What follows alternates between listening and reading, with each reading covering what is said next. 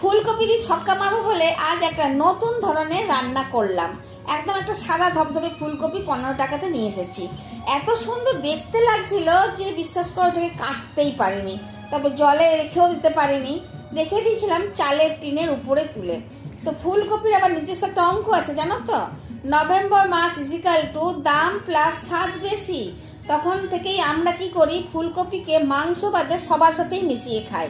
আর মাছ is equal two দাম স্বাদ কম, তাই বাজারের থলিতেও আর এর জায়গা কম। তো আমার এত হিসেবের দরকার নেই বাবা, আজ ছক্কা মারবো মানে ছক্কা মারার মতনই রান্না করলাম। আমার চটজলদি রান্নাঘরে একটা চটজলদি রান্না হলো, তোমার আমার বা ভিডিও যারা করে সবার পছন্দের একটা রান্না করলাম। ফুলকপিকে রেখে দিয়েছিলাম চালের টিনের পিঠের উপরে, তো তাকে আর নামালাম না, একদম গোবিন্দভোগ চালের সাথেই রান্না করে নিলাম ফুলকপির পোলাও। ফুলকপি বড় বড় করে কেটে কড়াইয়ের তেলে ভেজে নিয়েছিলাম। আদা, শুকনো লঙ্কা, কাঁচা লঙ্কা বেটে নিলাম। ফুলকপি ভেজে সমস্ত বাটা মশলা, ধনে জিরে গুঁড়ো পরিমাণের থেকে একটু বেশি নুন আর চিনি দিয়ে মটরশুঁটি দিয়ে কষে নিলাম। তারপর গোবিন্দভোগ চালগুলিকে দিয়ে নেড়ে চেড়ে জল ঢেলে ফুটতে দিলাম।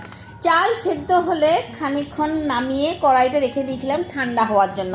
তারপর ওপর থেকে ঘি দিয়ে নাড়িয়ে চাড়িয়ে নামিয়ে থালাতে পরিবেশন করলাম ঝরঝরে ফুলকপির পোলাও।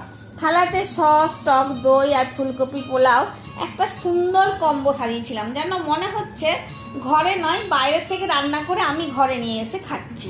একটা দুর্দান্ত অপূর্ব স্বাদের রান্না হয়েছিল। তোমাদের যদি ভালো লাগে তাহলে অবশ্যই সাবস্ক্রাইব করবে। ধন্যবাদ।